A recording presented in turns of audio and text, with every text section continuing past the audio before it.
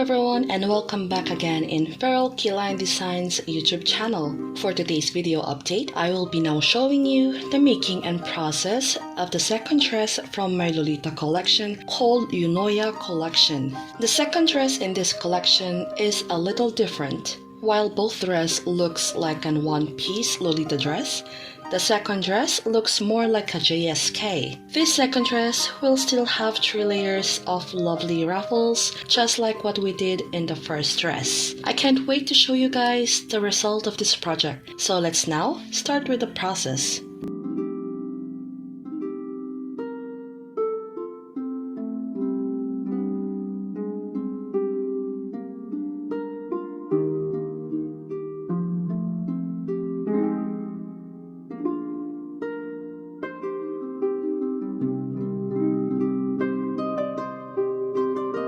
I've already made the ruffles for this dress off cam. You can check the other videos to see how I made the process of the ruffles. Since this step consumes a lot of time, I decided to just do it ahead of time to lessen the runtime of this video.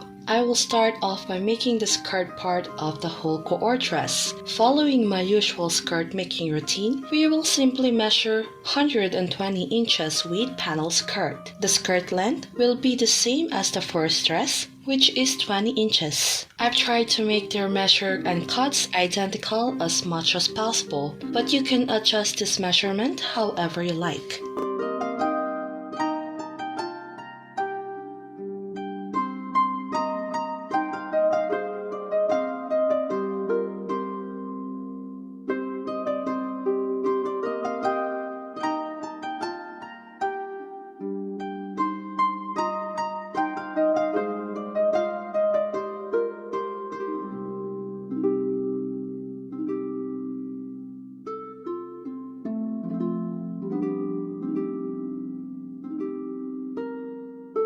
After you have your skirt panel cut, we can then now run the whole panel skirt into the overlock machine. This will clean all the raw edges of the cloth and finish off the sides of the whole skirt part. Make sure to clean all the raw edges of the panel cloth before running it into the overlock machine. We will then now gather the skirt into our waist measure. You will need to remember to leave at least 2 inches of non-gathered part on both edges of the panel skirt. These allowances will be our adjustment later on when we finish the back part of the dress.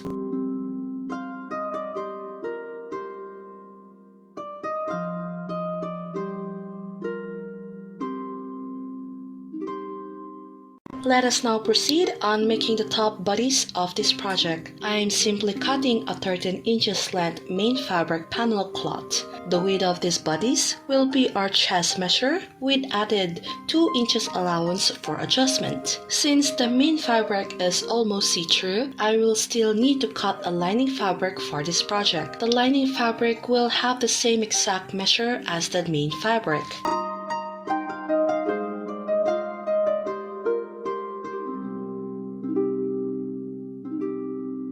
After you have both materials cut, we will then now simply sew all the sides of the 2 fabrics together. This will flatten out the materials together and will securely hold their position as we sew them flat later on. Once you finish this step, you can then now cut all the excess materials and clean all the edges. We can then now move on to our next process. I will be marking the whole panel cloth by 3 inches from one side until I reach the other side. These markings will be our added designs and support for the bodice as well. After you finish all your markings, we can then now flat stitch all those line markings down. This process will surely help your bodice to hold the shape that we needed and also serve as a very small detail added design to the bodice. Cut all the excess materials and clean all the raw edges once done.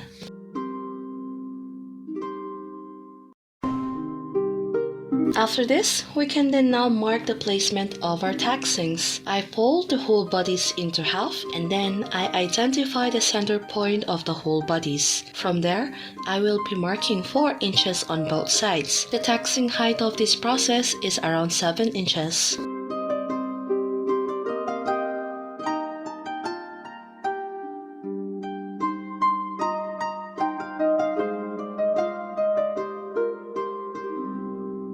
After you finish marking all your taxings in place, we can then now sew those markings flat down.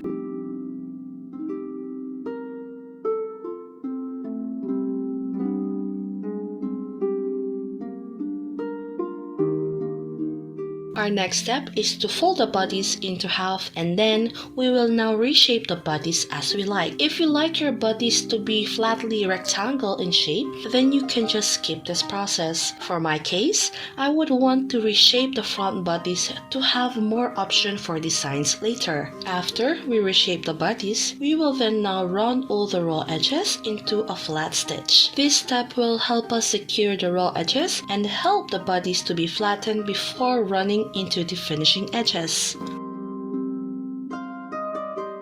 You can then now finish the top bodice by running the whole piece into the overlock machine. But you will need to also remember to leave the sides edges undone.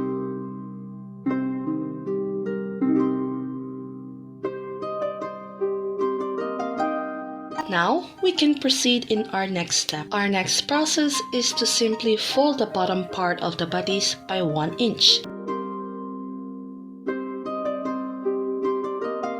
We can then now attach the skirt on the main bodice. Simply fold the skirt into half and then mark the center point of the whole skirt. Once you finish this step, we will then now do the same in the top bodice part of this project. Once both pieces have the markings, you can then simply just match those markings and sew the pieces together. I make it a habit to sew from the center part of the whole project first. Doing this will surely help us lessen the bulkiness and the overall attachment of the skirt into the bodice.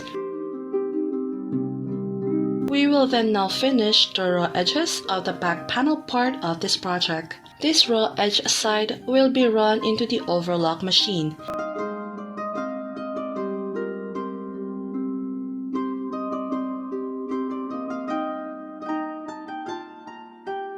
Before we move on to our next step, we will need to finish the raw undone edges of the top bodice first. Simply fold the raw edges of the bodice into half an inch and then finish them by running them into a flat stitch.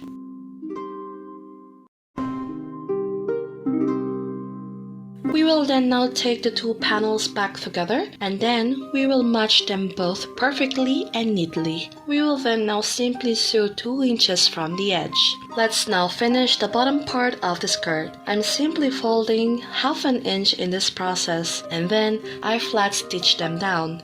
Just like what I did in the first video, I will hem this skirt by folding the hem twice. This will also be an added support for the ruffles and will also give more strength in the overall shape of the skirt. After this, we will mark 12 inches from the top part back of the bodice and then we will unstitch those markings down. This will be our back corset opening. You can leave this back panel as it is or you can iron the labels down. In this project, I decided to sew the back panels down in their designated side, which are not shown in the video. We can then now start sewing the ruffles in their place. The first layer of ruffles of this project will be sewn directly on the hem of the skirt.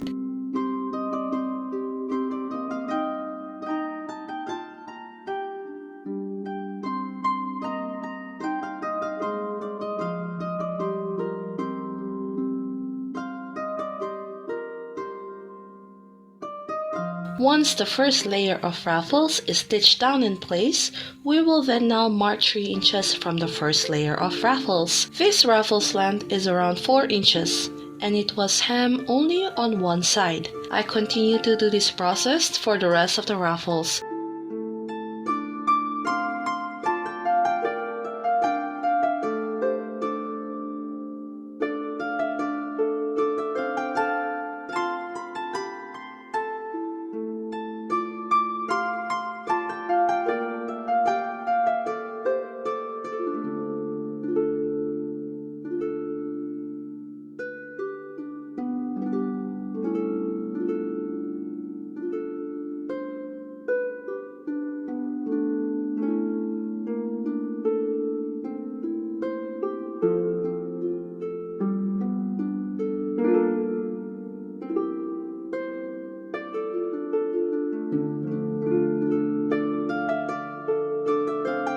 The last top layer of ruffles had both edges done, so it can cover the raw edges of the second layer of ruffles.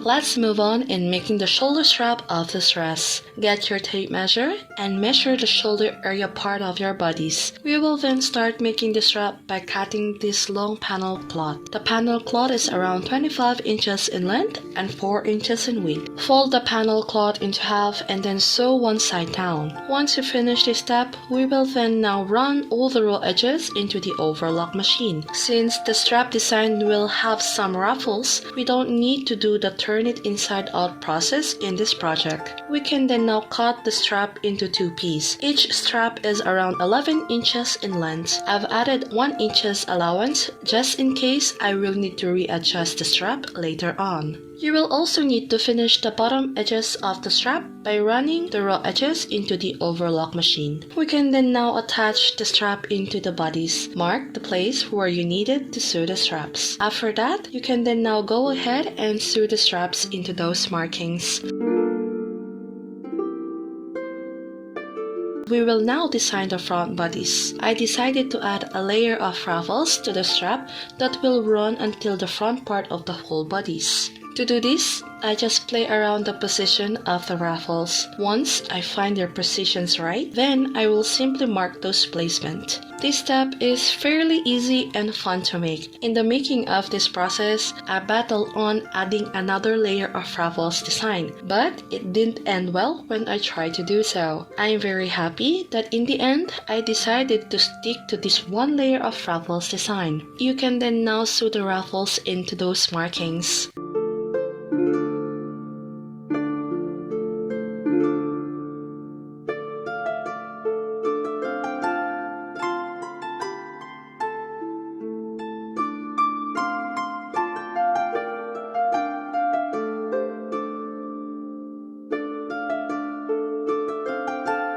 Let's now make the extended sleeve for this dress. This project will have a sleeve hanging on the side of the arms, which will be sewn fixed in the dress. To do these sleeves, we will need a 25 inches width panel cloth. This cloth will be around 12 inches length, just enough to reach the wrist area of the arms. Simply fold all the edges of the sleeves down. You will need to do 2 folds for the sleeves. One fold will be the securing of the edge of the sleeves, and the second fold will be the process of making tunnels for the elastics later on. The second fold is around half an inch in measure. Once you finish this step, you can then simply cut your elastic. Make sure that the elastic length will be enough to hold the sleeves in your bicep area. It is better to measure your bicep before cutting the elastic. After this, insert the elastic in the tunnels that we made, and you can then pin those elastic down or simply stitch them down in place.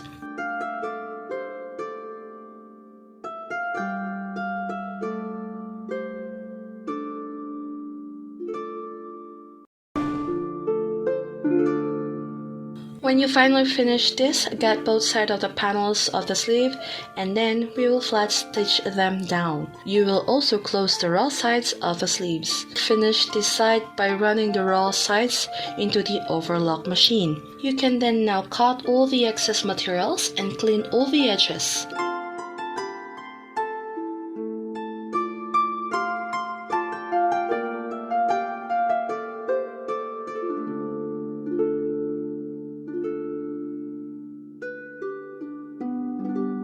After you finish this step, you can then now finish the bottom part of the sleeves. I simply fold the edges of the sleeve twice and then flat stitch them down in place. I originally planned to sew another layer of ruffles into the edges of the sleeves, but decided not to do it halfway. I noticed that the sleeve is already long enough to reach the wrist area, so I just didn't finish the sleeve with the ruffles, and I think that it actually turned out great. We can then now sew the sleeve on the side area of the dress, but if you wanted the sleeves to be detachable, then you can just leave it be like this.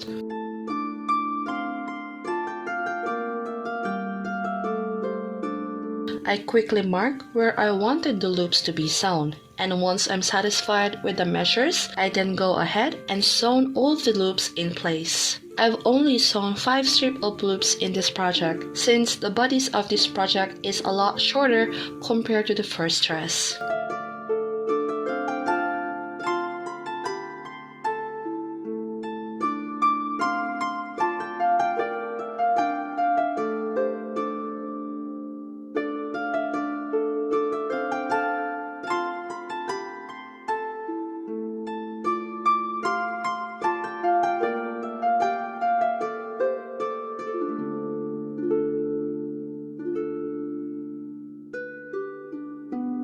Now, it's time to make the back panel cover.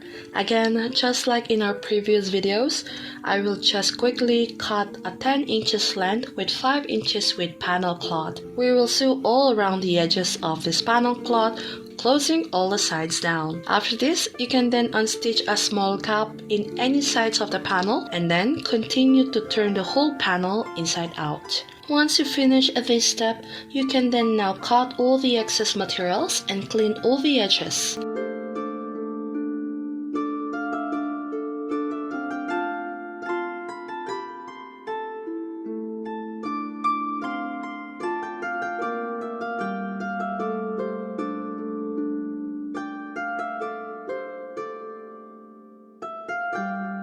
I finish all the sides of the panel by running a quick flat stitch around the edges.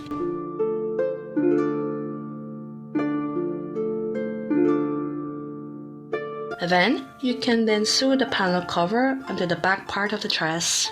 I will finish this project by making an easy long ribbon strip for the back corset loops. To make the ribbon, you will need a very long panel cloth. This cloth is around 80 inches in length and 2 inches in width. Fold the cloth into half and then sew along the edges of the whole cloth. After this, you can unstitch a small gap into the whole cloth before turning the whole thing inside out. Once you are done with this, we will then run the whole piece into a quick flat stitch, which will finish the edges of the ribbon.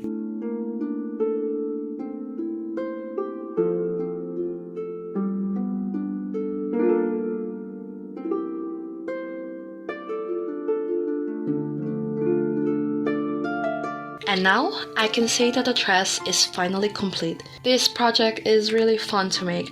I really did enjoy making this collection set.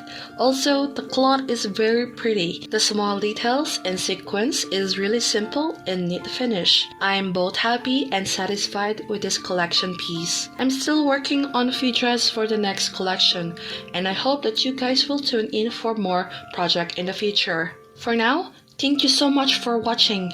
I hope to see you guys really soon. If you enjoyed this video, then don't forget to click the subscribe button. Also, click the notification bell button to be updated with our latest updates. See you guys really soon, and as always, happy sewing everyone, and goodbye. Bye bye.